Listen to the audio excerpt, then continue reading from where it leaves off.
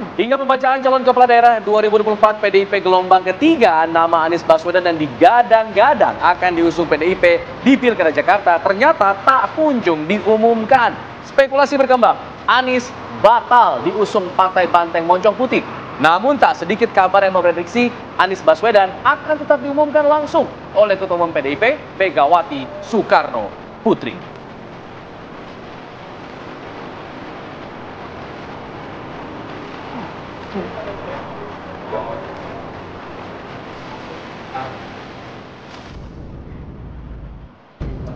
Hari ini Komisi Pemilihan Umum resmi membuka pendaftaran calon kepala daerah 2024 secara serentak. Pembukaan pendaftaran Cekada akan berlangsung 3 hari, 27 Agustus hingga 29 Agustus 2024.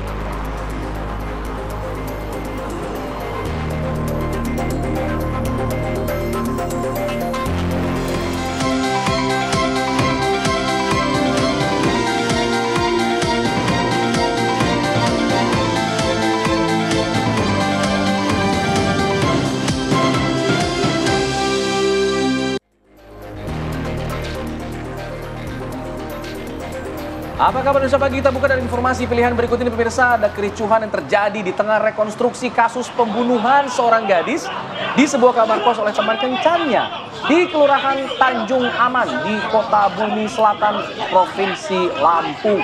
Dua pria ini berusaha untuk menyerang tersangka saat rekonstruksi terjadi. Tersangka memperagakan 53 adegan saat membunuh serta merampas barang berharga milik korban. Pembunuhan korban ini terjadi pada hari Minggu 2 pekan lalu. Korban tewas dianiaya oleh tersangka dengan senjata tajam. Tersangka menyeret jasad korban ke kamar mandi sebelum kabur. Saat penangkapan terjadi, polisi juga harus melumpuhkan tersangka. Motif pembunuhan ini dipicu tersangka yang pada saat itu tidak mau membayar uang kencan kepada korban. Tersangka juga merampas ponsel dan uang korban. Tersangka terancam hukuman di penjara seumur hidup.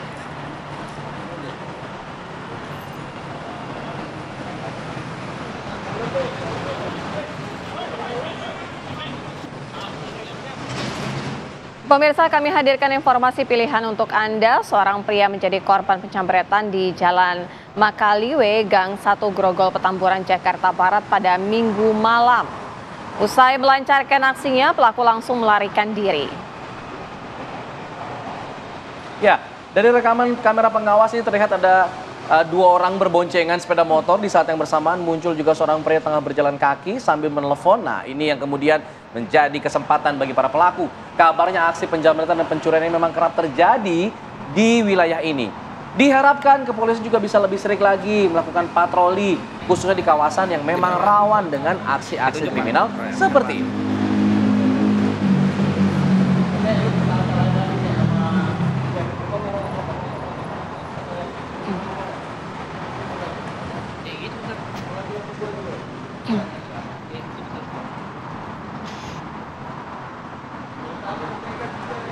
Assalamualaikum warahmatullahi wabarakatuh. Selamat pagi Alfa. Selamat pagi pemirsa, selamat pagi para calon kepala daerah yang hari ini berencana untuk mendaftarkan diri ke KPU. Benar. Ayo, siap-siap. Sudah pada siap-siap nih pagi hari ini karena nanti akan sudah mulai pendaftaran dibuka hingga 29 Agustus. Tapi nama-nama siapa saja yang akan dicalonkan ada masih yang menjadi pertanyaan dari PDI Perjuangan untuk Pilgub Jakarta. Menarik sekali.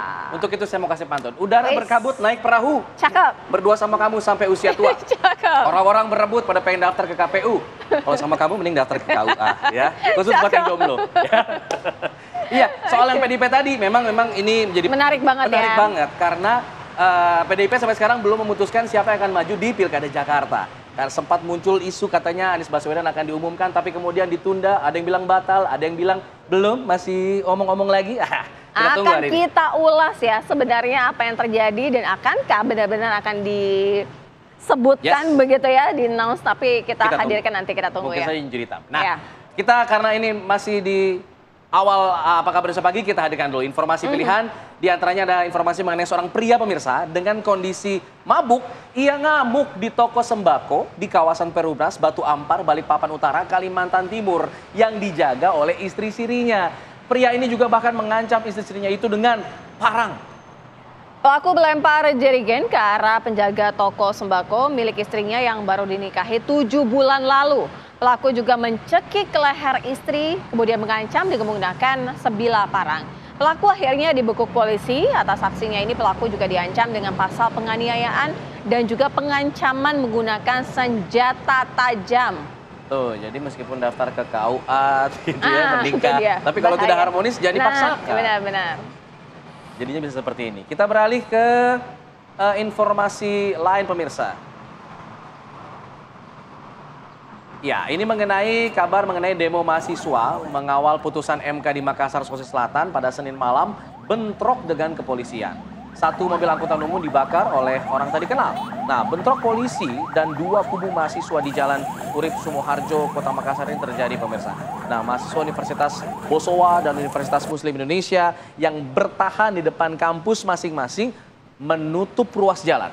Nah, kepolisian yang hendak membuka jalan pun mendapatkan perlawanan hingga bentrok akhirnya tidak terhindarkan.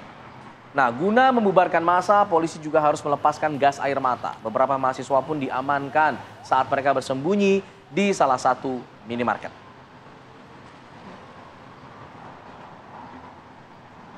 Kami hadirkan pemirsa informasi selanjutnya untuk Anda. Puluhan mahasiswa yang diduga terlibat dalam bentrokan antara warga dan mahasiswa ini diamankan petugas.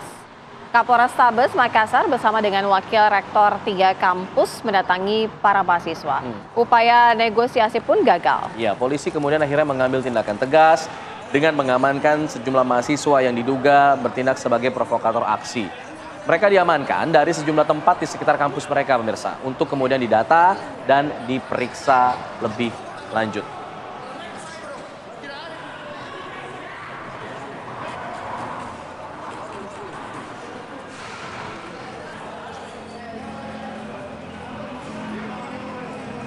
Ya, untuk para mahasiswa dan warga yang kemudian diajak untuk berunjuk rasa memang menjadi hak aspirasi begitu ya, tapi harus waspada dengan adanya provokator-provokator. Karena memang harus diingat lagi tujuan utama untuk berunjuk rasa apa.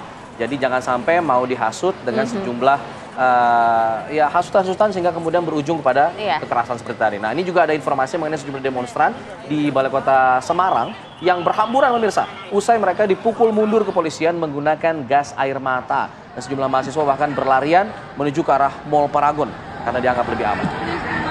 Terpantau pihak mal pada saat itu juga berjaga di pintu masuk untuk menahan massa masuk ke dalam mal. Hingga tadi malam, Jalan Pemuda Semarang pun ditutup untuk umum. Kepolisian masih berjaga di kawasan itu pada malam hari tadi. Sebelumnya, para mahasiswa ini berunjuk rasa di Balai Kota.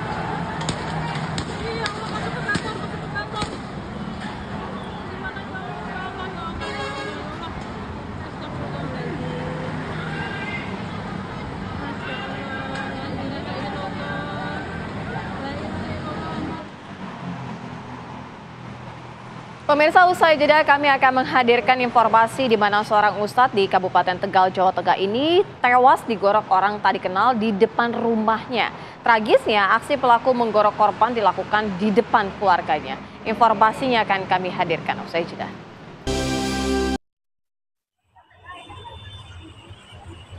Terima kasih Anda masih bersama kami, pemirsa. Remaja putri 17 tahun di Palembang, Sumatera Selatan tewas tergantung di dalam rumah. Dari hasil otopsi ada tanda kekerasan yang ditemukan di beberapa bagian tubuh korban. Korban ini berinisial AK yang merupakan pelajar SMA warga kawasan Alang-Alang Lebar di Palembang, Sumatera Selatan. Terdapat tanda bekas kekerasan memang di beberapa bagian tubuh korban, salah satunya diduga ada bekas jeratan. Meski demikian, kematian korban belum dapat disimpulkan sebagai kasus pembunuhan. Kasus ini masih ditangani oleh Polrestabes Palembang.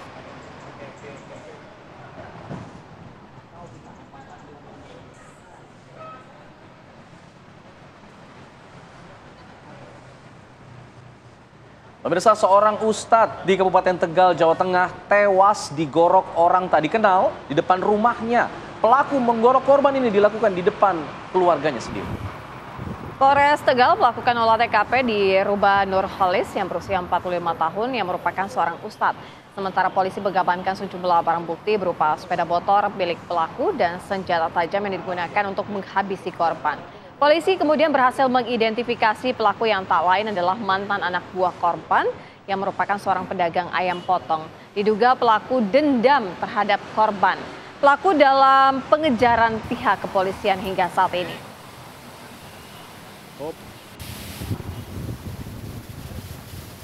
Untuk informasi selengkapnya kami ajak Anda pemirsa untuk bergabung bersama dengan AKBP Andi Muhammad Indra yang merupakan Kapolres Tegal. Selamat pagi Pak Kapolres.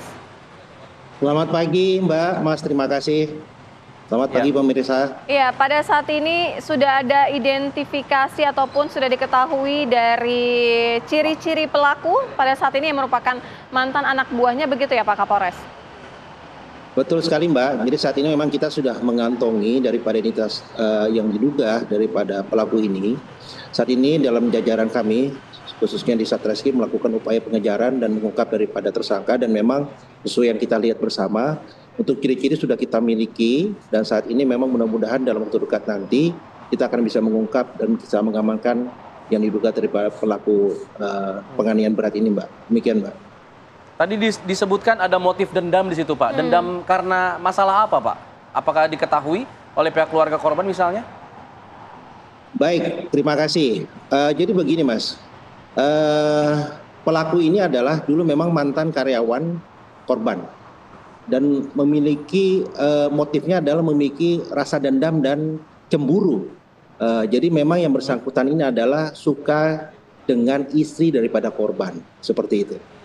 Nah, jadi dengan indikasi ini, dengan juga memang berdasarkan keterangan dari pihak keluarga si pelaku ini, bahwa yang bersangkutan ini memang memiliki stres atau dengan kata tanda kutip gila. Namun demikian terkadang kambuh penyakitnya dan tidak seperti itu.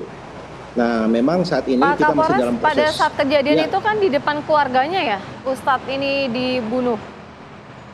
Betul Mbak, betul. Jadi memang sudah beberapa hari si pelaku ini adalah mencoba mendatangi ke rumah korban untuk tidur di depan rumahnya. Namun karena korban tahu dan kenal betul dengan pelaku ini, dianggap biasa Mbak. Cuman memang pada saat hari Minggu itu sore hari, pihak daripada korban dengan keluarga memang ingin keluar rumah untuk melihat karnaval yang ada terselenggara di Kabupaten Tegal. Nah, begitu keluar dari rumah, posisi korban menghampiri sepeda motornya, korban menanyakan kepada si pelaku, ada apa? Kemudian secara refleks pelaku melakukan daripada penganiayaan berat tadi, Mbak. Demikian, Mbak. Selama pelaku ini bermalam di depan rumah korban beberapa hari, begitu sempatkah ada upaya-upaya teror misalnya mengganggu kenyamanan dari keluarga korban? Tidak ada sama sekali Mas, tidak ada sama sekali. Karena memang sekali lagi korban ini selain daripada mantan karyawan juga memang jamaah daripada Ustadz ini untuk melaksanakan kegiatan pengajian yang ada di rumah yang memang rumahnya tersebut. Korban ini adalah untuk melaksanakan kegiatan belajar mengajar pengajian. Demikian Mas. Oke. Artinya Pak Kapolres sejauh ini dari keterangan-keterangan keluarga, ini sebelumnya pelaku tidak pernah melakukan ancaman apapun sebelum-sebelumnya ya? Sebelumnya tidak ada sama sekali ancaman apapun. Sebenarnya tidak ada. Makanya jadi terbiasa beberapa hari sebelum kejadian tersebut, memang pelaku sudah mendatangi rumah korban. Maka pada saat itu pun menjadi hal yang biasa dari pihak korban sendiri melihat bahwa yang bersangkutan menghampiri di depan rumah tersebut. Seperti itu, Mbak. Oke. Sejauh ini pelaku sedang dikejar. Apakah dalam pantauan kepolisian masih berada di kawasan Kota Tegal atau sudah berpindah wilayah, Pak? Sementara ini masih kita pantau dan rangka proses penyelidikan. Mudah-mudahan nanti dalam waktu dekat, Mas, akan kita bisa ungkap. Saat ini kami juga sudah melakukan langkah-langkah koordinasi dengan pihak-pihak instansi terkait, termasuk juga kita lakukan kegiatan pengecekan sampai ke wilayah-wilayah terluar. Namun sampai saat ini memang kami mohon waktu untuk nanti mudah-mudahan dalam waktu dekat kita bisa ungkap daripada pelaku tersebut. Jika tadi disebutkan ada dugaan gangguan kejiwaan, apakah ini menggugurkan peristiwa pidananya, Pak? Karena pelakunya dianggap gila?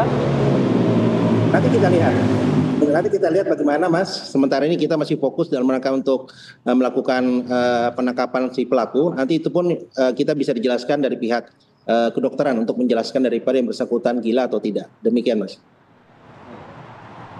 Baik. Terima kasih Bapak AKBP Andi Muhammad Indra Waspada Amirullah selaku Kapolres Tegal sudah bergabung sama kami di Apa Kabar Indonesia Pagi.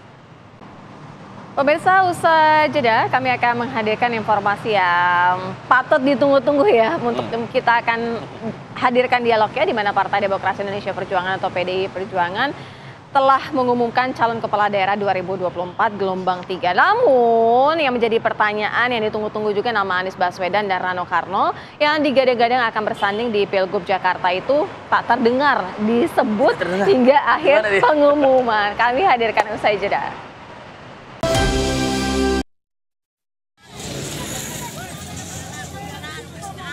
Pemirsa, kebakaran menghanguskan 17 rumah di kawasan padat kota Makassar di Sulawesi Selatan. Warga berusaha memadamkan api, namun upaya tersebut gagal karena angin yang kencang dan juga material bangunan semi permanen yang mudah terbakar. Upaya pemadaman ini melibatkan 30 mobil damkar. Petugas menduga kebakaran dipicu arus pendek listrik dari sebuah rumah yang di dalamnya terdapat tiang listrik. Di rumah ada tiang listrik ya? Bagaimana ya di dalam rumah tapi ada tiang Mungkin listrik. Mungkin rumahnya baru dibangun setelah tiang listriknya ya, ada. Dan bahan-bahannya juga semi permanen ya, jadi mudah banget menyulut api.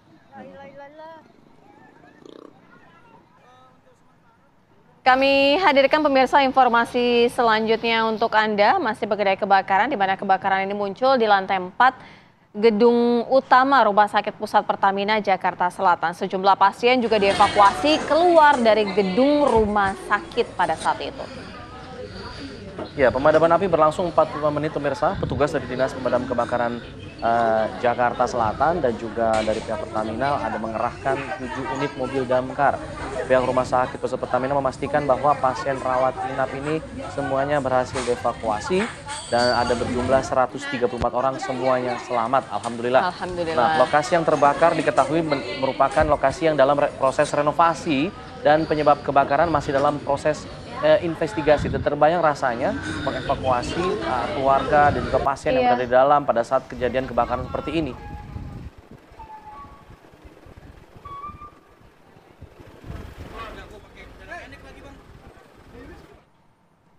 Kita ke informasi lain pemirsa, operasi pencarian lanjutan tim SAR akhirnya menemukan ada 3 jenazah korban banjir bandang di Kelurahan Ruakota Ternate, Maluku Utara. Nah, saat ini jumlah korban banjir bandang pun bertambah menjadi 16 orang.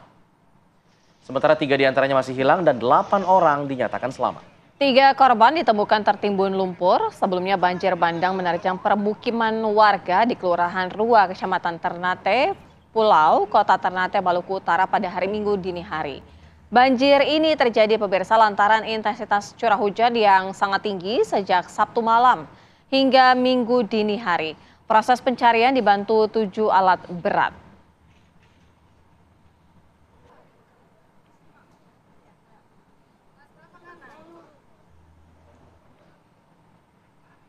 Pemirsa, kami hadirkan informasi di mana Komisi Yudisial merekomendasikan kepada Mahkamah Agung untuk memberhentikan hakim yang memvonis bebas Ronald Tanur.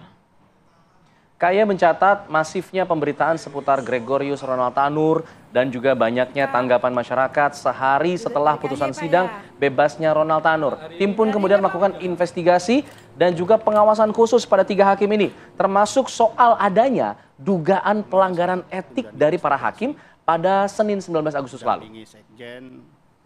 Komisi Yudisial juga telah memanggil ketiga hakim Pengadilan Negeri Surabaya tersebut untuk menjalani pemeriksaan di Pengadilan Tinggi Surabaya. Mereka adalah Erintua Damanik, Heru Hanindyo, dan Mangapur. Bahwa setelah adanya putusan perkara nomor 454/Pit B 2024 PN Surabaya tanggal 24 Juli 2024.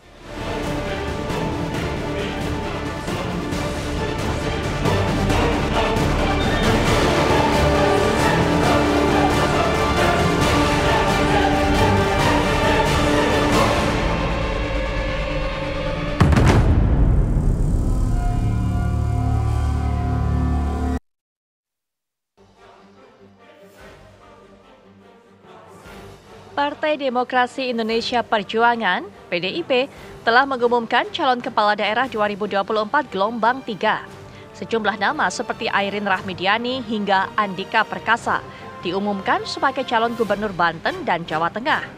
Jajaran calon kepala daerah yang dibacakan Sekjen PDIP Hasto Kristianto itu ternyata tidak termasuk calon kepala daerah untuk Jakarta. Nama Anies Baswedan dan Rano Karno yang digadang-gadang akan bersanding di Pilgub Jakarta itu tak terdengar disebut hingga akhir pengumuman. Padahal di lini media, foto Anies Rano hingga momen Anies meminta restu kepada sang ibu telah beredar luas. Sejumlah spekulasi pun mencuat ke ruang publik. Anies disinyalir batal diusung PDIP. Partai Banteng Moncong Putih ini pun dikabarkan memilih kader terbaiknya untuk Cagup dan Cawagup Jakarta. Hari ini, pendaftaran calon kepala daerah 2024 perdana dibuka. Akankah PDIP mendaftarkan nama Anies sebagai Cagup Jakarta? Atau lagi-lagi Anies gagal berlaga di Pilkada 2024? Tim TV One mengabarkan.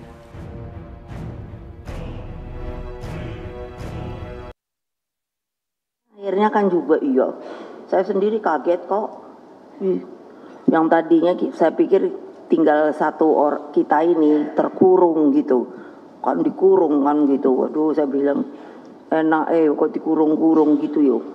Perenungan ini kontemplasi atas berbagai persoalan bangsa akhir ini menyimpulkan betapa sangat berbahayanya sistem hukum yang melupakan etika dan moral, terutama hati nurani. Nah, apalagi kalau sampai yang pimpinan negara itu pun sudah lupa diri. Sekiranya seluruh pemimpin menempatkan sikap kenegarawanan, berbagai krisis konstitusional dan kecurangan TSM itu terstruktur, sistematis, masif, tidak perlu terjadi. Saya suka pikir deh, orang yang tega melakukan TSM itu orang pengecut, tahu nggak? Tulis tuh gede-gede. Tidak punya karakter, ya pengecut dong. Kok bangsanya sendiri dibegitukan? Ya saya nggak nerima dong. Masa nggak boleh? Ya boleh no. Saya kan orang merdeka loh.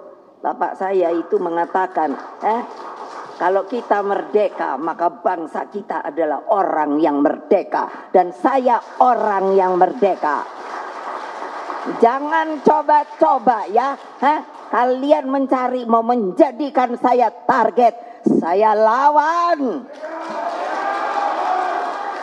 Enak aja. Emangnya siapa gue?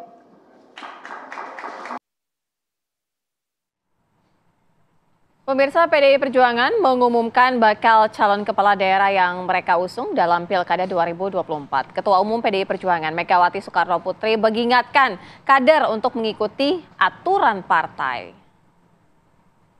Aksi-reaksi gitu kan. Nanti semuanya saya ajarin itu, siapa yang enggak mau nurut out gitu aja. Saya pusing karena mau ikut jadi PDI Perjuangan atau mau dompleng aja gitu loh. Saya nggak mau lagi. Ya kalau konsisten aja, kalau mau jadi masuk PDI Perjuangan ya jadi dengan namanya lahir batin tuh ya rohnya roh PDI Perjuangan. Saya tadi nanya itu sama itu Mbak Airin. Ya. Nanti mesti pakai ini loh. Merah hitam loh. Iyalah. Mau dijadikan tapi coba masa nggak pakai merah hitam?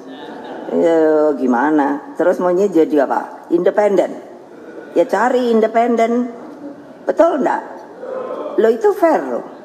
Ya dong. Kalau mau masuk sebuah partai ya masuk, kalau enggak ya enggak. Karena ada sekarang masih berlaku toh independen ya.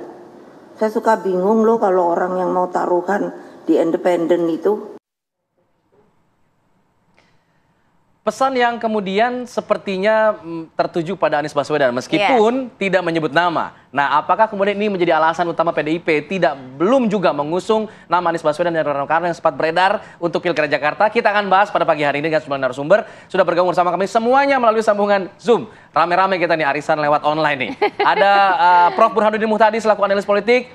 Selamat pagi Prof. Burhan. Selamat pagi Prof. Burhan. Pagi, Alfat, Sirah. Siap. Ada Bang Syahrin Hamid selaku juru bicara dari Anies Baswedan dan juga ada Bang Ciko Hakim selaku politisi PDI Perjuangan. Selamat pagi. Selamat pagi Bang Syahrin, Bang Ciko. Pagi semua, Bung Syahrin, Mas Burhan. Saya ingin ke Bang Ciko dulu untuk mengomentari apa yang disampaikan oleh Bu Mega tadi. Apakah kemudian apa yang disampaikan Bu Mega tadi menjadi salah satu alasan utama kenapa PDIP belum juga mengumumkan nama Anies Baswedan? Padahal sempat beredar kencang Bang, Anies dan juga Rano Karno untuk Pilkada Jakarta.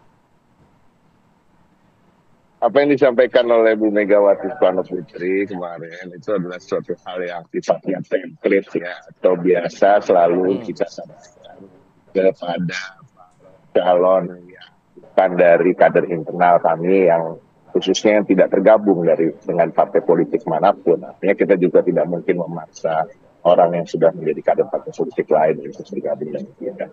Tapi pada prinsipnya itu hal yang biasa. Kebetulan saja memang tokoh besar ya dalam kutip yang sekarang namanya beredar seperti Mbak Airin, Mas Anies. Jadi apa yang disampaikan Ibu terasa seperti spesial atau dikhususkan, tapi sebenarnya nggak begitu. Kita ada 545 pilkada di seluruh Indonesia, provinsi maupun kabupaten kota. Jadi ini hal yang biasa saja. Dan kita tunggu sajalah 1-2 hari ini. Memang PDI Perjuangan selalu berada dalam posisi di ujung ketika menentukan hal-hal yang sifatnya strategis. Dan ini kan bukan hanya Jakarta yang belum kami putuskan, ada Jawa Timur juga dan ada Jawa Barat. Ya mudah-mudahan siapa yang terbaik untuk rakyat Jakarta, rakyat Jawa Timur, rakyat Jawa Barat, dan 30-an daerah lain yang belum kami putuskan akan segera diputuskan. Baik, Bang Ciko, sebelum diputuskan oleh Ketua Umum PDI Perjuangan Megawati Soekarno Putri, tapi paling tidak suara di PDI Perjuangan ini tidak satu suara ya untuk Pilgub Jakarta. Selain dari Anies Baswedan, nama Pramono Anung juga mencuat pada saat ini, Bang Ciko. Agak sulit menjadikan semuanya satu suara karena di kader internal sendiri kami harus juga memilih atau mengerucutkan satu nama dari berbagai nama, karena ada nama Mas Pram yang sebenarnya bukan baru saja beredar, beberapa kan tidak ada nama itu disebut-sebut oleh Pak Hasto sekjen kami. Ada juga nama Mas Pras, ada nama Karno tentu. Itu aja jumlahnya sudah 4 ya, melebihi jumlah kuota calegub maupun calon wakil gubernur yang hanya satu-satu untuk bisa dimajukan. Kemudian tentu kita nggak lupa ada nama dari tokoh luar yang menguat seperti Mas Anies Baswedan. Dan ini artinya untuk menjadikannya satu suara, satu untuk teman-teman di kader internal aja kita belum solid untuk sepakat di satu nama atau 2 nama, kalau mau dua-duanya dari kita. Kemudian ada nama Mas Anies. Itu yang hubungannya makin hari makin membaik dan makin lancar komunikasinya dengan teman-teman di ini. Oke, saya ingin minta Bang Syahrin untuk mengomentari foto ini dong Bang Syahrin. Ada foto yang kemudian beredar, ada Pak Anies Baswedan berdampingan dengan Bang Rano Karno, foto berdua pakai merah-merah. Ini kabarnya sudah siap untuk diumumkan begitu, tapi kemudian batal. Apa sih informasinya yang disampaikan kepada Pak Anies pada hari itu, Bang? Ya, jadi pada hari itu adalah memang agenda pertemuan dengan Rano Karno, dan itu janjiannya memang di tempat kantor Bung Rano Karno ya, di Badan Budaya kalau saya tidak salah kemarin. Dan alhamdulillah jadi bukan di DPP terjadi, antara Anies Baswedan dan juga Rano Karno, dan cukup lama perbincangannya, dan alhamdulillah bahwa ya masing-masing bercakap ya sesuai dengan apa yang selama ini komunikasi.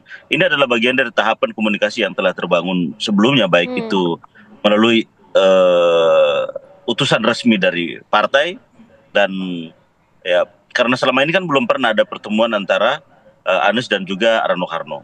Dan tentunya kemarin pertemuannya di kantor Rano Karno di bidang budaya itu, dan itu masih dalam area kantor PDI Perjuangan, ya tentunya harus menyesuaikan tentunya kalau masalah kostum ya.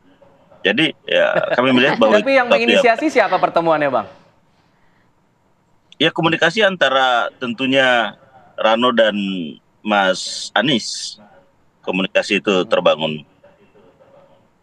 Baik, Bang Syahrin, tapi paling tidak komunikasi tadi Bang Ciko bilang komunikasi PDI Perjuangan dengan Anies Baswedan sudah cukup membaik, makin membaik begitu ya. Nah, tapi komunikasi yang Bang Syahrin informasinya yang dapatkan dari Anies Baswedan seperti apa sih komunikasinya, seberapa cair ataupun ada gap-gap tertentu mungkin? Atau ada deadlock barangkali? Iya.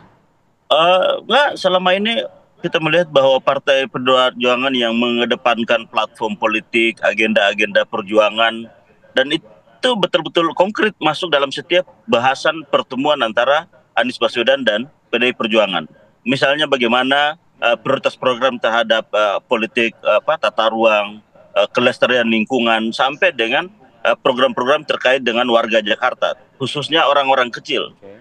Dan inilah yang memang menjadi prioritas partai, dan itu diminta komitmennya Anies untuk memiliki komitmen yang sama terhadap platform perjuangan partai. Dan ya Anies menyanggupi itu sebagai bagian dari apa yang juga telah dilakukan sebelumnya. Dan banyak hal misalnya terkait dengan bagaimana meritokrasi dalam rekrutmen ke depan, menjalankan pemerintahan ke depan. Nah ini betul-betul sesuatu yang lain ya. Artinya bahwa semakin mantap itu adalah bahwa ketika agenda-agenda perjuangan yang disodorkan oleh partai, oleh PDI Perjuangan, termasuk di dalamnya program-program strategis dengan bagaimana misalnya harmonis antara nasionalisme, keagamaan, keberpihakan terhadap rakyat, itu juga menjadi bagian dari agenda-agenda yang dibicarakan. Jadi sejauh ini kami melihat bahwa PDI Perjuangan mengedepankan agenda-agenda perjuangan terkait dengan kebangsaan, terkait dengan kerakyatan, mau masuk dalam agenda yang dibahas. Jadi kami melihat bahwa kesamaan-kesamaan ini memantapkan visi program, itu yang lebih menjadi prioritas komunikasi partai dan Anies selama ini. Baik, saya ingin ke Prof. Burhan. Prof. Burhan, tadi kalau dikatakan Bang Syahrin, visi partai dari PDIP sendiri sebenarnya sudah disetujui lah oleh Anies. Oke, kita akan ikut. Syarat-syaratnya sudah dipenuhi oleh Anies begitu. Tapi mungkin hanya masuk jadi kader aja yang mungkin tidak dipenuhi. Tapi kalau kita melihat pernyataan dari Bu Mega, apakah itu kemudian menutup pintu bagi Anies Baswedan maju dari PDIP, Prof. Burhan? Gini Alfred ya, pernyataan Ibu Mega terkait dengan sebaiknya calon siapapun tidak menjadikan partai sebagai domplengan atau free rider, itu secara normatif betul sebenarnya. Sebaiknya siapapun yang menjadi pejabat publik itu harus siap untuk masuk partai. Jadi tidak sekedar menjadikan partai politik sebagai event organizer gitu. Nah, tetapi menurut saya bukan semata-mata itu perdebatan di internal PDI Perjuangan terkait dengan siapa calon gubernur Jakarta yang mau diusung. Setidaknya terkait dengan pro kontra Anies, saya melihat ada dua perdebatan yang sangat serius di dalam ya. Yang pertama terkait apakah Anies diusung karena kalkulasi politis strategis. Yang kedua, apakah alasan ideologis. Nah, dua faktor ini menurut saya sangat krusial untuk sampai pada kesimpulan Anies jadi atau tidak menjadi calon gubernur PDI Perjuangan. Yang pertama, apakah alasan politis dan strategis yang dipakai? Kalau alasan ini yang dipertimbangkan sebagai konsideran, kemungkinan besar Anies yang akan muncul sebagai calon gubernur PDI Perjuangan. Karena kita tahu, the enemy of my enemy is my friend.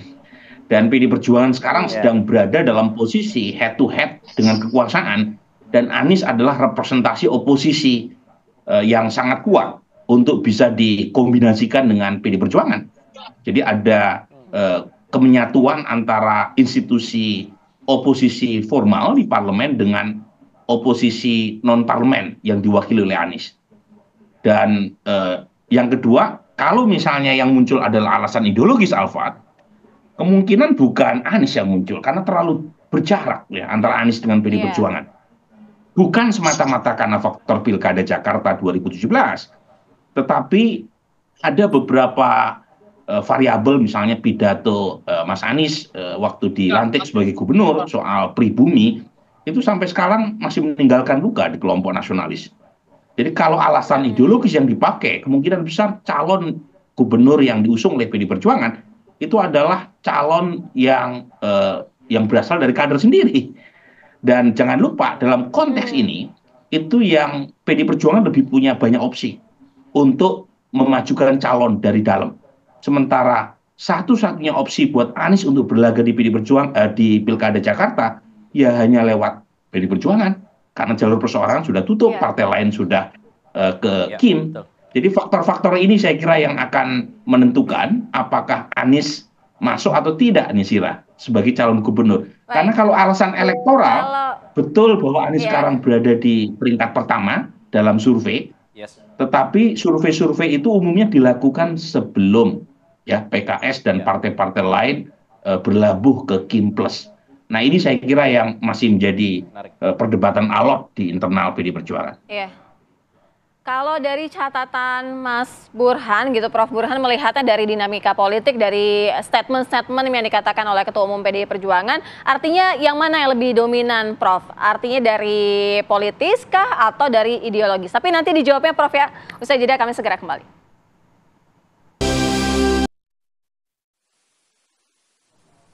Ya, sebelum kita lanjutkan dialog, kami hadirkan pemirsa informasi tidak hanya ke partai politik, mantan Gubernur Jakarta Anies Baswedan juga menggalang simpati warga Jakarta dengan mengunjungi Kampung Akuarium di Bilangan Muara Angke, Jakarta Utara. Ya, Anies ini menyaksikan penganugerahan penghargaan World Habitat Award kepada Kampung Akuarium yang sempat menjadi korban penggusuran pada tahun 2016 silam. Anies mengungkap perkembangan Kampung Akuarium tidak terlepas dari kolaborasi banyak pihak hingga akhirnya mendapatkan penghargaan seperti saat ini. Nah, Anies menegaskan pemerintah wajib berperan dalam kolaborasi dengan membangun kebijakan berbasis ideologi ini.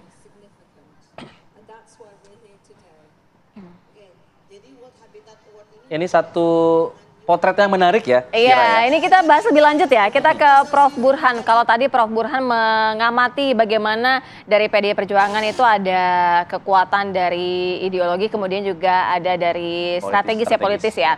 Nah, lalu bagaimana dari sosok Anies Baswedan yang datang ke Kampung Akuarium, kemudian juga sempat memposting buku dari Bung Karno. Apa sih sebenarnya makna yang ingin disampaikan Anies Baswedan, Prof. Burhan? Ingin mendekatkan diri ya secara ideologis maupun secara programatik dengan PD Perjuangan, suatu hal yang wajar karena Anies bagaimanapun tinggal berharap pada PD Perjuangan untuk bisa maju bertarung di Jakarta. Tetapi lagi-lagi kemarin yang terjadi ya Anies saga di PD Perjuangan itu menarik buat saya ya. Jadi Anies sudah memakai batik merah, kemudian ada foto yang beredar secara masif di medsos. Anies meminta izin kepada ibunya, kemudian ada foto di ruang tunggu khusus, katanya di lantai 4 kantor DPP PD Perjuangan. Anies sedang menunggu bersama Rano Karno, lagi-lagi dengan baju yang sama-sama merah yang dikenakan oleh keduanya. Tetapi sampai berakhir pidato Ibu Mega, keduanya tidak juga dipanggil ke dalam. Ada yang mengatakan terjadi pertemuan sebentar Anies dengan Ibu Mega, tetapi sepertinya pertemuan tersebut tidak sampai pada kesimpulan Anies yang langsung diumumkan sebagai cagup. Jadi ini artinya sepertinya Ibu Mega masih menunggu komitmen lebih dari Anies kalau betul-betul mau dimajukan sebagai calon gubernur. Dan menurut saya Sira itu track record Ibu Mega seperti itu.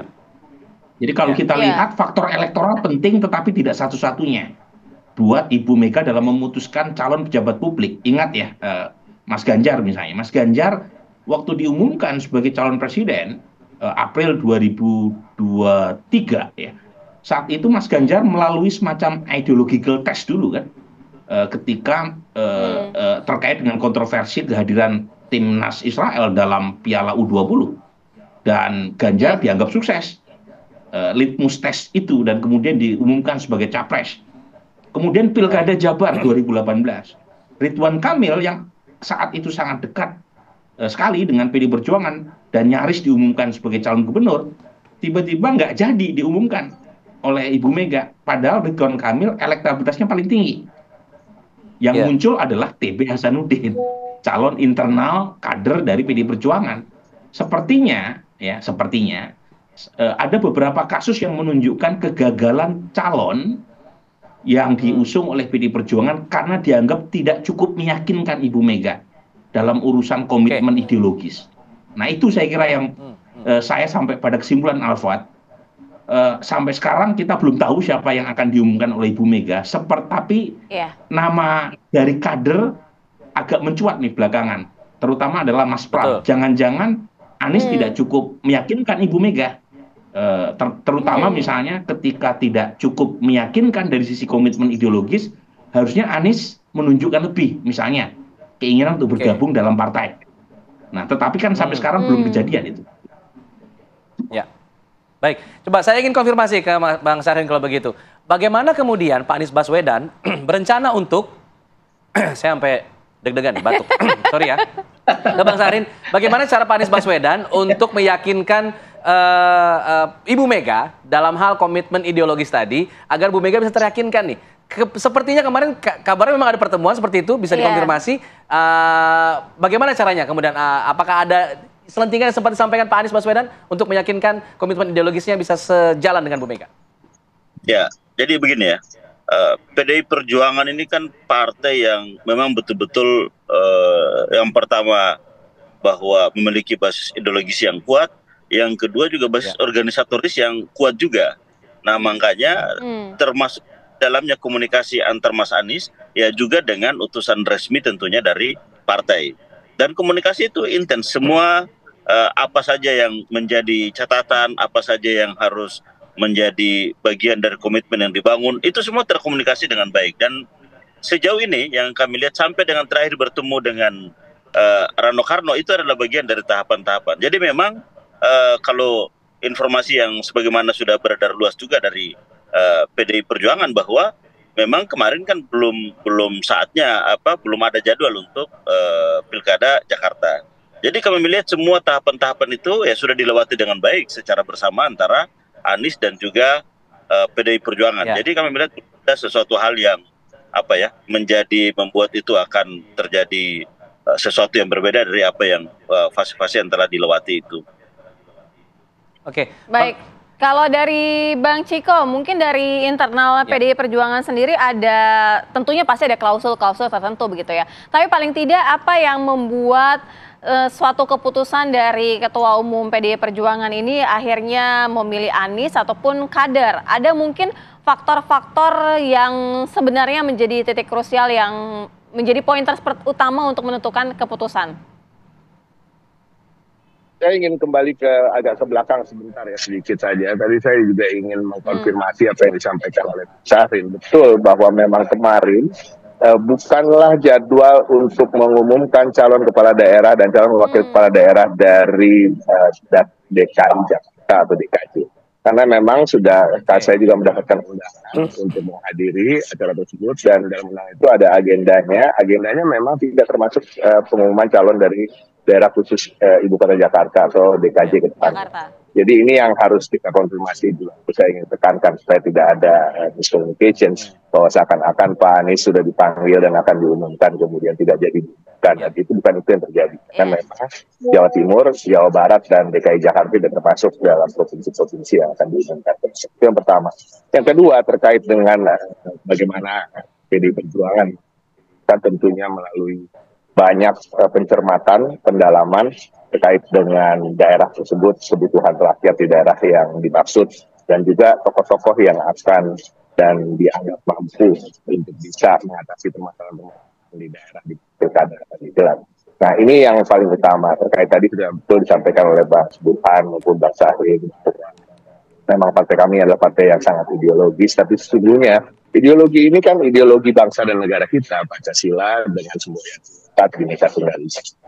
Kita memahami itu betul, dan harapan kita memang seorang calon kader maupun non kader, khususnya non kader, tentunya mematuhi apa yang telah menjadi garis perjuangan kita. Itu satu. Yang kedua tentu harus ada komitmen, karena memang partai ini dibesarkan, didirikan oleh banyak orang yang banyak berkorban dengan darah dan air mata, dan harapan kita tentunya ada loyalitas. Loyalitas itu tentu salah satu bentuknya adalah juga membangun partai secara gotong royong bersama-sama dengan semua yang berada di dalam partai, untuk kemudian melihat ke depan dan memenangkan pertarungan elektoral yang akan datang. Ini kan bisa dibilang juga cukup lama, tapi itulah eksistensi sebuah partai ini kan tetap terjaga bila selalu ada kemenangan. Ini yang memang harus menjadi juga komitmen. Dan yang ketiga, kalau memang belum tergabung di partai politik manapun, alangkah baiknya kalau yang bersangkutan bisa untuk kembali maksud kami untuk bergabung dengan kami dan bersama-sama membesarkan partai untuk mewujudkan kesejahteraan rakyat secara keseluruhan dan memajukan bangsa kita. Ya, karena ada juga analisa yang mengatakan jika kemudian Anies Baswedan benar maju dari PDI Perjuangan tanpa masuk menjadi kader, itu justru menguntungkan Anies sendiri untuk kalkulasi politik ke depannya 2029 misalnya. Kalau kita melihat track record dari Anies Baswedan yang sempat waktu itu mau maju dari Demokrat, Nasdem, kemudian PKS, sekarang mau pindah ke PDIP. Nah, bagaimana kemudian PDIP melihat hal tersebut? Apakah kemudian menjadi satu faktor pertimbangan juga bahwa ini belum juga diumumkan? Nanti dijawab saja daya oleh Prof. Ruhon juga bisa, sama Bang Sari juga bisa. Terima kasih. Kita akan jeda dulu. Kita kembali saat lagi. Tetap di sini. Apa kabar Indonesia Pagi?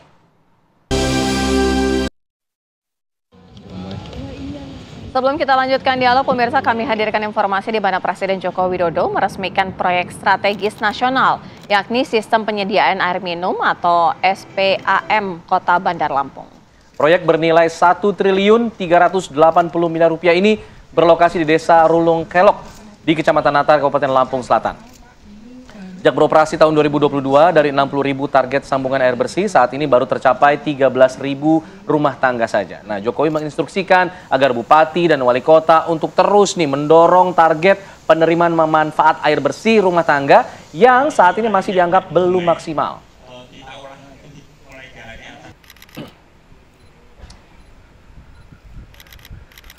Selanjutnya informasi dari Sekjen PDI Perjuangan, pemirsa, Hasto Kristianto yang mewakili Ketua Umum PDI Perjuangan Megawati Soekarnoputri membacakan langsung daftar-daftar bakal calon kepala daerah.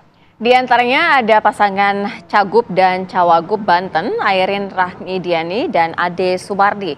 Sementara Banten Panglima TNI Andika Perkasa didaulat maju bersama Hendrar Priyadi sebagai Bacagup dan Bacawagup di Pilkada Jawa Tengah atau Jateng. Sedangkan bakal calon gubernur dan calon wakil gubernur dari PDI Perjuangan untuk wilayah Jakarta, Jawa Barat, dan Jawa Timur belum diumumkan. Iya, yang tadi saya tanyakan di sebelum closing segmen, nanti kita akan tanyakan ke Prof.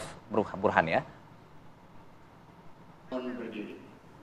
Dari Provinsi Banten, Ibu Airin Rahmidiani.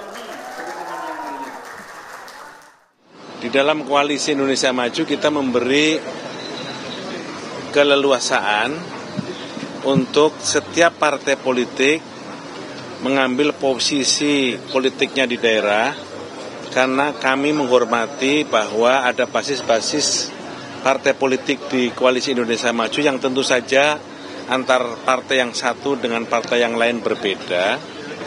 Karena itu jika ada pandangan yang berbeda kami menghormati, tetapi bila mungkin disamakan kita akan berusaha untuk menyamakan, baik dalam pilihan gubernur, pilihan bupati ataupun pilihan. Ya, saya ingin ke Prof. Burhan untuk menanyakan, tadi Prof. Burhan sempat mengatakan soal pertimbangan politik strategis. Nah, kalau misalnya kita bicara masalah tersebut, apakah hal tersebut kemudian PDIP mengkalkulasikan jika kemudian Anies maju dari PDIP, ini justru akan lebih menguntungkan Anies ketimbang PDIP untuk jangka panjangnya? Memang gini, ada pro kontra nih ya, ada plus minus lebih tepatnya, Alfat. Kalau misalnya Anies tidak menjadi kader PDI Perjuangan, maka PD Perjuangan mungkin bisa menyaksikan komitmen kepartean Anies Baswedan, dan itu nyambung dengan pidato Ibu Mega. 2 kali pidato terakhir Ibu Mega kan menyinggung soal itu. Ya. Tetapi kalau misalnya Anies maju sebagai calon gubernur DKI Jakarta dengan masuk sebagai kader partai, itu juga bisa menyempitkan ruang gerak Anies pada titik lain. Betul. Karena tidak cukup kan menang hanya dengan mendapatkan dukungan dari konstituen PD Perjuangan di Jakarta. Perlu memperluas, lebih inklusif, diterima terutama oleh kader partai lain. Dan sejauh ini Anies kan terlihat pengen tidak masuk secara formal dalam partai manapun, meskipun dia sangat dekat dengan partai manapun. Ya. Nah ini yang menurut saya menjadi titik persengketaan, yang kira-kira sampai sekarang Anies dianggap kurang all out untuk menunjukkan komitmennya masuk ke dalam partai. Jangka panjang, Alfat, sebenarnya bisa menguntungkan Anies loh. Kalau misalnya dia masuk ke partai, bukan sekedar menunjukkan loyalitasnya kepada PD Perjuangan, tapi jangka panjang kita tahu Anies bisa menjadi calon favorit presiden atau wakil presiden jika dia menang Jakarta dari PD Perjuangan. Karena kita tahu dari dalam sejauh ini belum muncul nama, terutama setelah Mas Ganjar kalah dalam Pilpres 2024. Tapi lagi-lagi posisi itu juga bisa memicu resistensi dari elit PD Perjuangan yang lain. Karena bagaimanapun yang mengantri sebagai capres 2029 kan banyak. Bukan hanya dari newcomer seperti Anies ya. Jadi saya kira ini yang membuat Anies cukup mengalami pro kontra ya di dalam. Dan belakangan justru yang muncul adalah kader internal, yaitu Pramono Anung, meskipun lagi-lagi masih simpang siur, tetapi lagi-lagi menunjukkan betapa alotnya ya perdebatan di dalam. Ya, Bang Syahrin, kalau kita sudah dengar tadi penjelasan dari Prof. Burhan, salah satunya juga mengenai kaderisasi ya, apakah dari Anies Baswedan ini akan masuk ke dalam PDI Perjuangan. Tapi paling tidak dari keterangan-keterangan yang Bang Syahrin dapatkan, apakah bisa itu terjadi Anies Baswedan itu masuk ke dalam kader sehingga bisa diusung oleh PDI Perjuangan, atau memang sudah harga mati Anies tidak mau akan bergabung dalam kader di PDI Perjuangan? Ya, ini saya kira dalam konteks politik dan komunikasi politik yang terbangun tidak ada yang harga mati ya. Jadi memang yang pertama adalah bagaimana menyamakan platform perjuangan. Artinya bahwa di situ termasuk agenda-agenda program ketika nanti menjalankan pemerintahan. Itu yang pertama. Yang kedua adalah menyamakan strategi pemenangan. Nah, strategi pemenangan ini kan tentunya komprehensif. Banyak variabel yang harus diperhitungkan untuk strategi pemenangan. Nah, bagaimana sehingga pilkada ini setelah platform politik atau programnya sama, yang kedua adalah strategi pemenangan juga tepat. Karena kita tahu bahwa PDI Perjuangan memiliki basis politik yang kuat di Jakarta, sehingga kita tahu bahwa pernah menjadi nomor 1 dan saat ini urutan kedua misalnya. Dan Anies Baswedan sendiri juga memiliki modal elektoral. Nah ini yang memang harus kita pertimbangkan dalam konteks strategi pemenangan. Dan yang ketiga adalah tentunya semua agenda-agenda ketika nanti sudah bersama, nah ini akan banyak hal yang bisa dibangun secara bersama dalam konteks. Jadi Anies tentunya melihat bahwa ini lebih secara komprehensif yang harus dilihat dan juga mempertimbangkan berbagai macam hal, dan sebagaimana apa yang sudah dibangun ya, kepercayaan terhadap bagaimana seluruh agenda-agenda politik ini terlaksana dengan baik. Nah itu juga menjadi bagian dari komitmen. Nah memang ini adalah bagian dari tahapan-tahapan kita lihat bahwa harus dilewati secara bersama, dan semua tidak ada yang tertutup. Semua hal bisa terbuka dibahas ya ini. Baik, Bang Syahrin, tadi dikatakan bukan harga mati, artinya peluang untuk masuk kader terbuka. Tapi kalau kita lihat kalau mau masuk kader kan biasanya suasana hati si orang itu dengan partainya harus seragam nih. Nah, tapi kalau kita lihat dari postingannya Pak Anies Baswedan terakhir, ia memposting apa namanya, ia berkunjung ke Kampung Akuarium yang dulu pada 2016 pada saat itu digusur oleh Ahok yang merupakan kader dari PDIP. Nah, sepertinya kok ada pertentangan. Padahal sebelumnya usai mengunjungi DPD PDIP Jakarta, postingannya merah semua tuh. Ya? Iya, buku-buku Soekarno apa segala macam diposting. Tapi kemudian belakangan kemarin berubah suasana hatinya. Apakah memang di sini ada upaya untuk menunjukkan bahwa ada ketidaknyamanan begitu dengan DPP misalnya? Oh, tidak. Justru berkunjung kepada Kampung Akuarium itu justru ingin menunjukkan keberpihakan Anies terhadap rakyat kecil. Kan kita tahu bahwa di situ adalah tempatnya rakyat, gitu kan. Akhirnya apa? Sekarang mereka bisa mendapatkan tempat yang layak, hunian yang layak, aktivitas juga, tapi tetap bernuansa kampung. Makanya disebut dengan Kampung Akuarium. Dan harus diingat bahwa kemarin kedatangan Mas Anies di tempat itu adalah dalam rangka menerima penghargaan internasional terhadap pemukiman itu. Bahwa di sini memperlihatkan justru bagaimana komitmen Anies terhadap Wong Cilik. Secara nyata terlihat tidak hanya sekedar ungkapan, tapi itu terrealisasi bahwa banyak tower yang terbangun di situ atau rumah-rumah bangunan-bangunan yang terbangun di situ, dan itu betul-betul dinikmati oleh masyarakat miskin ya. Kita tahu di sana kemarin mereka sudah organisasinya adalah jaringan rakyat miskin itu, dan ya mereka merasakan bahwa betapa sangat terasa apa buah dari program Mas Anies selama menjadi gubernur. Dan ini justru tidak bertentangan dengan apa yang menjadi platform PDI Perjuangan. Justru ini menguatkan bahwa bagaimana Anies Baswedan memiliki komitmen terhadap Wong Cilik. Dan ini juga menjadi bagian dari apa yang menjadi komitmen bersama antara PDI Perjuangan dengan Anies Baswedan terkait dengan menyelesaikan masalah-masalah yang terkait dengan Wong Cilik ke depan di Jakarta. Baik, tapi begini Bang Syahrin, paling tidak apa sih yang sudah disampaikan PDI Perjuangan ketika ada pertemuan itu? Apakah sudah juga disampaikan klausul-klausul tertentu termasuk untuk Anies Baswedan ini masuk sebagai kader, atau memang belum ada pembicaraan hingga ke tahapan seperti itu? Sudah pembicaraannya sudah sangat panjang, bahkan kesepahaman juga sudah terbangun, yaitu misalnya komitmen terhadap realisasi platform perjuangan partai melalui program-program.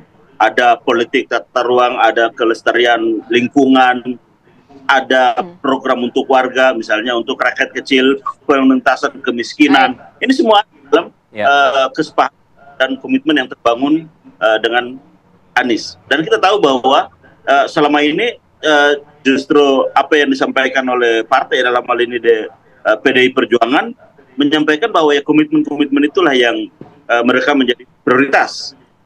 Nah, sehingga dari sisi Anies ya lihat bahwa komitmen itu justru sudah menjadi komitmen selama ini ketika Anies pada saat bertugas sebagai baik itu di kementerian maupun sebagai gubernur di Jakarta. Jadi ada pertalian itu ada antara PDI Perjuangan dan juga Anies Baswedan. Oke, saya ingin terakhir ke Prof. Burhan. Prof. Burhan, terakhir dengan batalnya pengumuman Anies sejauh ini sementara ini oleh PDIP, lalu kemudian ada rencana sepertinya akan injury time nih di hari terakhir tanggal 29 mungkin barangkali. Nah, apa kemudian positif negatifnya bagi PDIP jika kemudian mengumumkan di menit-menit terakhir? Iya, memang tidak ada tidak ada kesimpulan yang konklusif ya terkait dengan timingnya. Kalau diumumkan di akhir tentu saja akan menimbulkan efek kejut, tetapi efek kejutnya tergantung siapa yang diusung oleh PDI Perjuangan. Apakah efek kejutnya itu positif dalam pengertian menciptakan semacam euforia, semacam klimaks gitu ya, ataukah anti klimaks? Nah, itu kan sangat tergantung siapa yang akhirnya diusung oleh PDI Perjuangan ya. Dan sejauh ini memang soal Anies yang menjadi perdebatan apakah jadi calon gubernur atau tidak dari PDI Perjuangan itu juga melibatkan pertarungan antar faksi ya di dalamnya. Coba lihat, kalau kita lihat Anies yang muncul sebagai calon gubernur itu kan umumnya muncul dari orang-orang seperti Mas Hinton ya, kemudian Mas Putra Nababan ya, orang-orang yang cukup dekat ya dengan Pak Sekjen. Tetapi kemarin muncul Oli Dodong KB yang mengusulkan nama Pramono Anung. Yang kita tahu ini lagi-lagi menunjukkan bahwa nama Anies sangat kontroversial di dalam, dan menurut saya wajar ya PDI Perjuangan mempertimbangkan cukup alot dan memakan waktu mungkin lebih lama dari yang kita perkirakan. Tetapi lagi-lagi kita tunggu saja, Alfat, 1-2 hari ini, apakah Anies akan pakai baju merah bukan hanya kemarin, tetapi nanti sampai pilkada, ataukah baju merahnya itu hanya sekedar gimmicknya.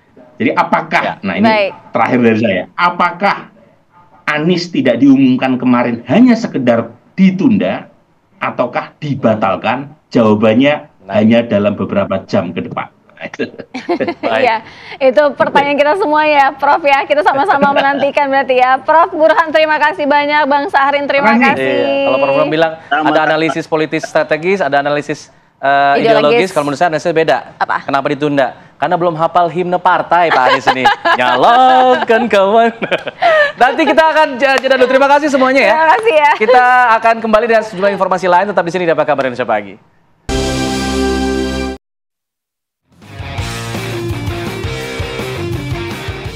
Bertempat di The Convergence Jakarta Pusat, para atlet Olimpiade Paris 2024 bersama pelatih menerima apresiasi dari sinergi kelompok usaha Indonesia.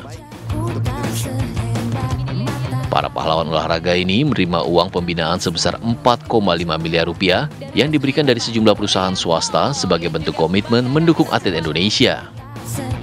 Tadi kita sampaikan bahwa kepada seluruh yang terkualifikasi bersama pelatihnya, itu kita memberikan bersama-sama teman-teman dunia usaha 4,5 miliar yang dibagi-bagi 29 atlet dan juga para pelatihnya. Lalu yang kedua, khusus untuk pemenang emas kita memberikan 1 miliar dan 1,5 miliar kepada pelatih untuk yang menang emas, dan kepada perunggu jumlahnya 350 juta untuk yang pemenangnya, dan juga kepada atletnya, kepada pelatihnya 150 juta. Tapi tadi mereka semua juga mendapat apresiasi dari Ketum Ray dan mendapatkan rumah tempat tinggal di tempat mereka kediaman masing-masing di lingkungannya. Jadi alhamdulillah Pak.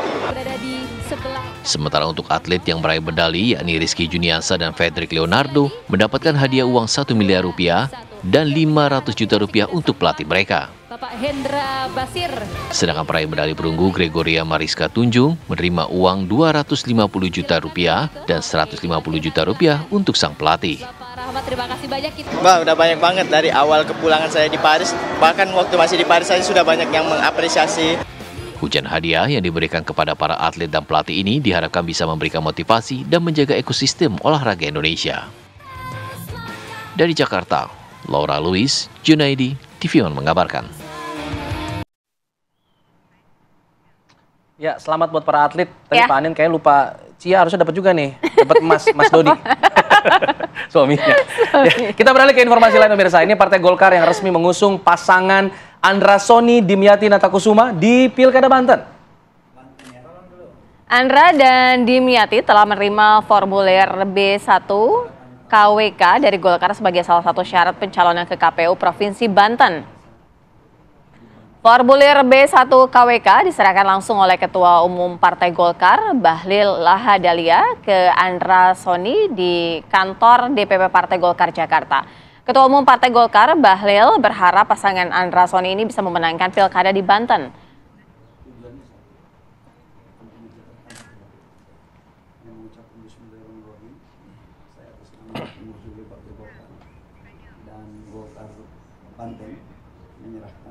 Pemirsa, kami hadirkan di mana hari ini menjadi hari pertama pendaftaran serentak calon kepala daerah 2024. Komisi Pemilihan Umum akan membuka pendaftaran selama 3 hari dimulai 27 Agustus hari ini hingga 29 Agustus 2024. Ya, siap-siap daftar hari ini. Nah, berdasarkan peraturan Komisi Pemilihan Umum atau PKPU nomor 2 tahun 2024, pendaftaran calon kepala daerah dimulai tanggal 27 sampai tanggal 29 Agustus 2024. Sementara pelaksanaan pemungutan suara akan digelar serentak di seluruh Indonesia pada hari Rabu 27 November 2024. Catat tanggalnya 27 November. Berdasarkan data KPU, total daerah yang akan mengikuti Pilkada serentak 2024 ini terdiri dari 37 provinsi dan 508 kabupaten kota. PKPU tahun 2024 juga telah mengakomodir putusan MK terkait ambang batas partai yang dapat mengajukan calon dan juga ambang batas umur calon kepala daerah.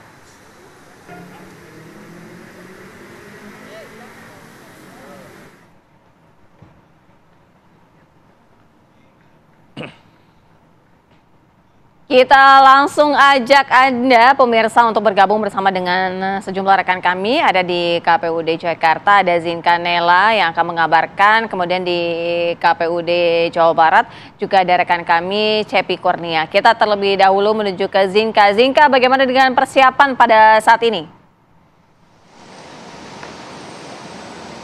Baik, Sira, Alfat, dan juga pemirsa, untuk persiapan di KPU daerah Jakarta pada pagi hari ini sudah hampir 100%, di mana seperti yang Anda lihat di layar televisi Anda ini sudah ada panggung, backdrop, dan juga dekorasi-dekorasi khas Betawi. Ini yang memperlihatkan sudah kesiapannya KPU daerah Jakarta untuk pendaftaran hari pertama calon gubernur dan wakil gubernur Jakarta. Selain dari lokasinya sendiri, juga KPU Jakarta telah bekerja sama dengan beberapa pihak terkait, mulai dari tim pengamanan yang tergabung dari Polda Metro Jaya, Dinas Perhubungan, dan Satpol PP Jakarta ini untuk mengamankan di area sekitar kantor KPU Jakarta. Dan di depan gerbang juga kami sudah melihat ada barikade beton untuk mengamankan area depan jalan masuk ke arah kantor KPU ini. Dan selain dari tim pengamanan juga KPU telah bekerja sama dengan tim kesehatan, mulai dari Dinas Kesehatan dan juga rumah sakit setempat untuk tes kesehatan atau pemeriksaan kesehatan para calon gubernur dan wakil gubernur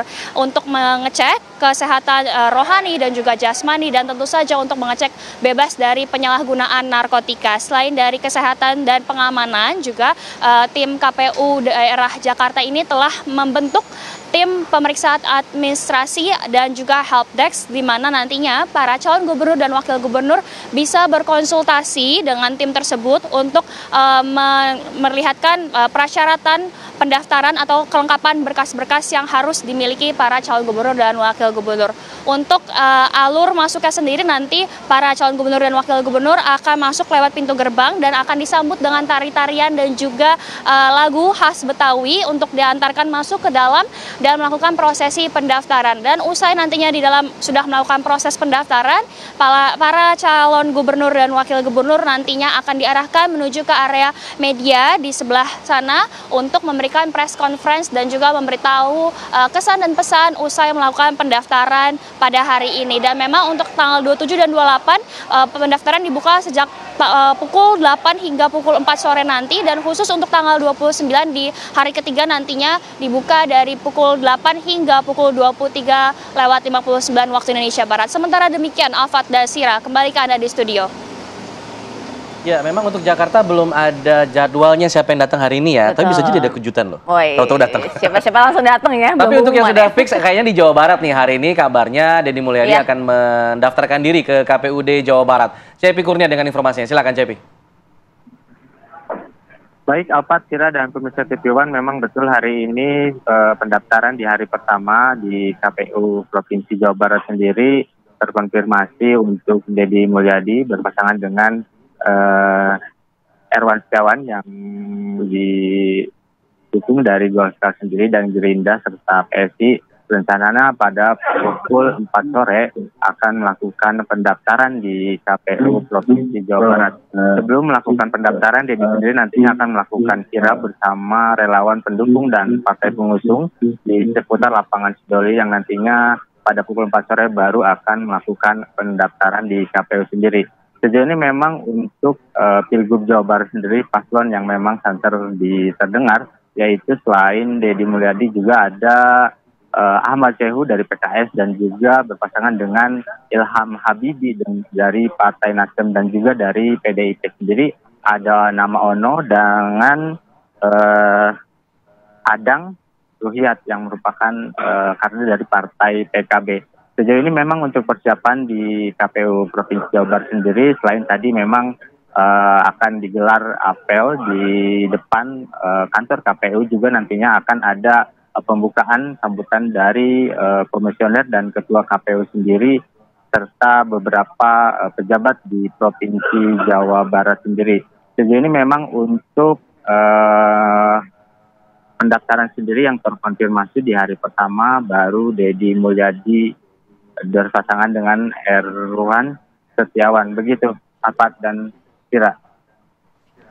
Baik. Cepi Kurnia mengabarkan langsung dari KPUD Jawa Barat. Kemudian sebelumnya ada Zinka Nela dari KPUD Jakarta. Menarik ya, sudah mulai seru ramai-ramai untuk mendaftarkan. Kita tunggu di Jawa Barat. Saya tahu Cepi dari Jawa Barat ini karena dipanggil Alpat, bukan Alfat. Terima kasih Cepi. Nah, kita jeda dulu ya. Kita nanti akan kembali. Iya, kita akan membahas mengenai yang juga menarik ya untuk diperbincangkan ya, di mana dalam kata sambutan yang disampaikan oleh Presiden Joko Widodo dalam Partai Nasdem ya, tidak menyebut nama Anies Baswedan, tapi salaman sih sebenarnya. Ada apa sebenarnya? Kita bahas saja. Tapi di sini di Apa Kabar Indonesia Pagi. Pembukaan Kongres ketiga Partai Nasdem Minggu malam meninggalkan momen tak biasa. Kongres yang dihadiri Presiden Joko Widodo dan pimpinan partai politik itu juga dihadiri mantan Gubernur DKI Jakarta Anies Baswedan. Momen langka tersebut terjadi saat acara pembukaan Kongres berakhir. Jokowi yang didampingi Ketua Umum Partai Nasdem Surya Paloh menghampiri barisan depan untuk menyelami satu persatu tamu undangan dari sejumlah elit partai. Anies Baswedan yang termasuk berada di deretan barisan depan juga disalami Presiden Joko Widodo. Nampak saat bersalaman, Jokowi dan Anies terlihat berbincang sejenak. Jokowi pun tersorot kamera, nampak menebar senyum. Tim TV One mengabarkan.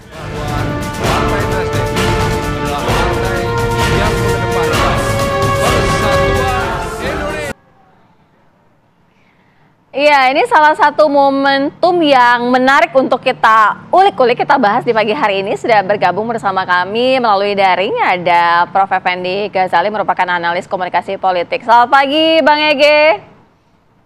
Pagi, Sera. Pagi, Alfat. Selamat pagi, para pemirsa.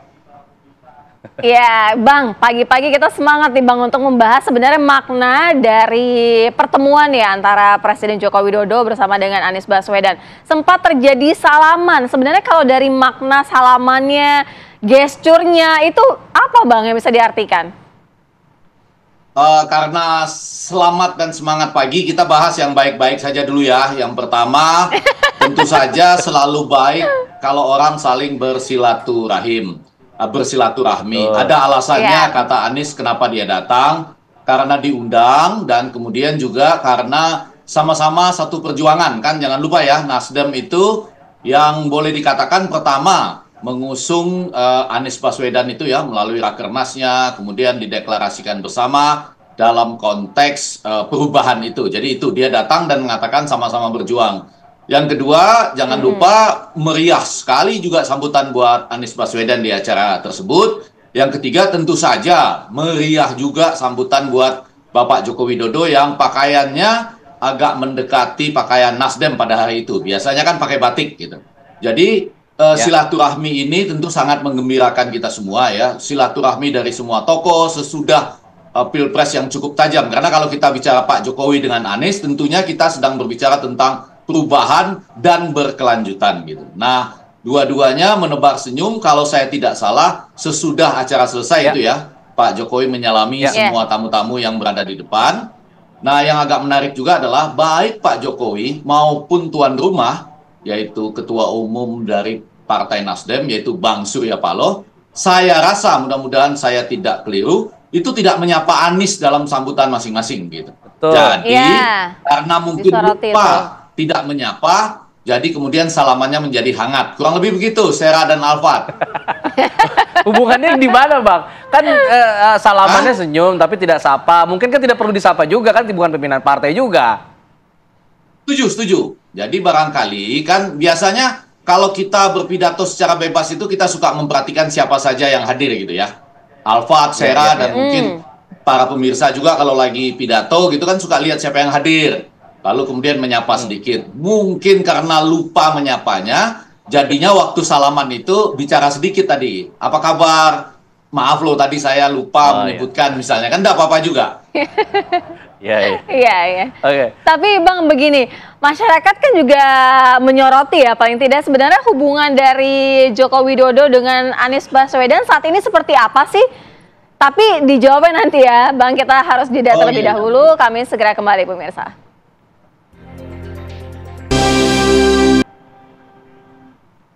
Kita lanjutkan dialog Prof. Ege. Yang menjadi pertanyaan saat ini adalah bagaimana sih sebenarnya hubungan dari Joko Widodo dengan Anies Baswedan, Prof? Supaya jangan terkesan antara dua orang ini saja, kita boleh lukiskan beberapa hubungan dalam politik Indonesia ya. Dulu Bu Mega dengan Pak SBY. Ya, Bu Mega dengan Pak SBY ditanya mau maju apa enggak, Pak SBY jawabannya enggak. Lalu ada masalah. Bu Mega dengan Pak Prabowo dulu ada janji untuk selanjutnya mendukung Pak Prabowo, disebutlah perjanjian batu tulis, ya. Kalau Bu Mega dengan Pak Jokowi kan Pak Jokowi seakan-akan lepas dari partainya. Kemudian kalau Pak Prabowo dengan Anies kan memang Anies menurut sepengetahuan saya memang pernah janji nggak akan maju kalau berhadapan dengan Pak Prabowo. Kemudian Pak Anies dengan Pak Jokowi ini ada dua saya rasa dimensi hubungannya. Yang pertama pada waktu itu dianggap seakan-akan Anies itu juga ingin maju ya dengan beberapa kebijakannya yang membuat dia menonjol waktu menjadi Menteri Pendidikan. Dan sesudah itu tentu saja selama masa kampanye Pilpres 2024 kita mendengarkan Anies memang membawa slogan atau moto perubahan yang mau tidak mau kan akan berhadapan dengan petahana begitu. Jadi hubungannya pada waktu yang terakhir ini adalah Anies telah mempertanyakan berbagai hal yang ada kaitannya dengan program Pak Jokowi ya. Dan tentu saja itu karena sekali lagi dia membawa bendera perubahan. Namun seperti yang disampaikan Anies kemarin, itu kan disebutkan sama dia bahwa kita ini sebangsa, kita ini saudara, ada saat di mana kita bisa berjalan bareng, ada saat di mana kita tidak bisa berjalan bareng. Tapi bukan berarti kemudian persaudaraan selesai, persahabatan selesai, harus dijaga terus. Itu saya baca loh. Jadi artinya, itulah dimensi-dimensi hubungan politik di tanah air kita terkait dengan Pilpres. Saya tidak hanya menyebut Pak Jokowi dan Anies, tapi agak lengkap tadi. Dan memang dalam Kongres Nasdem itu, Bang Surya Paloh juga mengatakan demikian, bahwa ada saatnya jalan bersama, begitu ya. Tetapi juga semuanya harus bersatu untuk menuju Indonesia emas, kurang lebih begitu. Itu yang menarik, Prof. Karena kalau kita lihat, apakah dengan adanya silaturahmi, salaman, saling senyum, lempar senyum ini membuat hubungan mereka menjadi semakin baik? Karena pada saat kemarin di Pilpres, Anies berada di bawah bendera Nasdem, juga. Tapi pas kita lihat di pidato di kongresnya, ada saling saut-sautan juga antara Pak Surya Paloh dengan Pak Joko Widodo. Apakah ini menandakan kondisi keintiman batin mereka ini membaik, atau justru sebaliknya kalau Prof melihat? Alfat ini sebetulnya sudah menyampaikan jawabannya sendiri bahwa pada saat bersama-sama tentu saja tokoh-tokoh itu cenderung kompak. Kemudian ketika berpisah, itu punya kenangannya masing-masing. Kalau kembali kita ambil pada apa yang terjadi pada Kongres Nasdem itu, kita bisa lihat bagaimana Pak Jokowi merasakan di hatinya tetap sama perasaannya gitu ya. Bahkan mengatakan, sayalah ketua umum yang satu-satunya partai ketua umum partai yang saya payungi itu adalah Pak Surya Paloh gitu. Nah, jadi itu kan menunjukkan keakraban Presiden memayungi ketua umum partai satu-satunya itu Pak Surya Paloh. Tetapi dikatakan pada waktu itu karena hujan deras dan terlalu basah, mungkin masuk angin gitu. Nah, itu masuk angin kan juga menarik. Masuk angin dalam kaitannya kemudian dikaitkan dengan perubahan misalnya. Tetapi pada sisi lain, Pak Jokowi juga mengatakan, nah ini konteks untuk menjawab Alfat dan Sera tadi. Pak Jokowi mengatakan, yaitu bahwa biasanya itu kalau datang rame-rame, kemudian kalau pergi ditinggal rame-rame katanya. Jadi jangan sampai, atau dia percaya bahwa Bang Surya Paloh dan Partai Nasdem tidak demikian.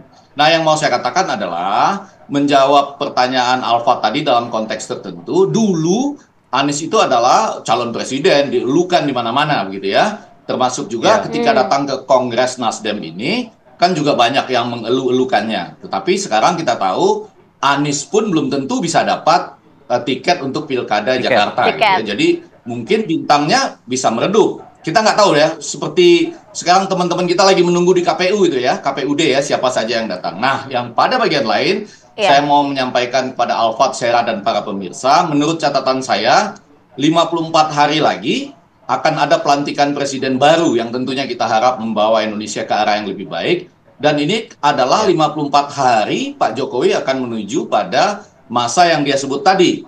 Kalau pergi ya jangan ditinggal rame-rame lah, kurang lebih begitu. Jadi dua-duanya kita ingin mengatakan setiap tokoh itu ada masa pasang surutnya. Pada saat tertentu dipuji, dipuja, kemudian ada momentum seperti yang kita lihat pada hari-hari ini. Saya agak bingung. Kalau misalnya itu kepuasan terhadap pemerintah itu 85%, tetapi kok dalam 2-3 hari ini misalnya ya, bunyi yang kita dengar di media sosial ataupun yang diteriakkan mahasiswa dan civil society di jalan-jalan itu terasa kejam dan kasar sekali kalau menurut saya gitu. Jadi selalu ada pasang surut di mana orang itu dipuji dan pada waktunya juga bisa menerima kritik. Baik.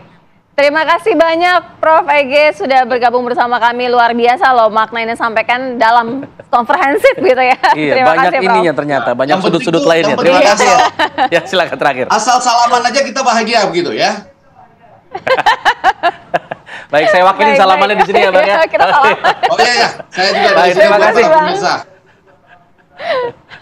Baik, terima kasih Prof. Effendi Ghazali sudah bergabung sama kami di Apa Kabar Indonesia Pagi. Selamat pagi, Assalamualaikum. Waalaikumsalam. Ya, pemirsa jangan kemana-mana ya, karena meskipun ini kita sudah di penghujung Apa Kabar Indonesia Pagi, tapi setelah ini kita akan masuk ke kabar khusus pendaftaran bakal calon kepala daerah di Pilkada serentak, karena dimulai pada hari ini, tanggal 7 sampai tanggal 29 Agustus. Akhir kata kami pamit undur diri, saya Alfa Tauhid. Saya Sira Safira, mewakili kru yang bertugas mengucapkan terima kasih. Sampai jumpa.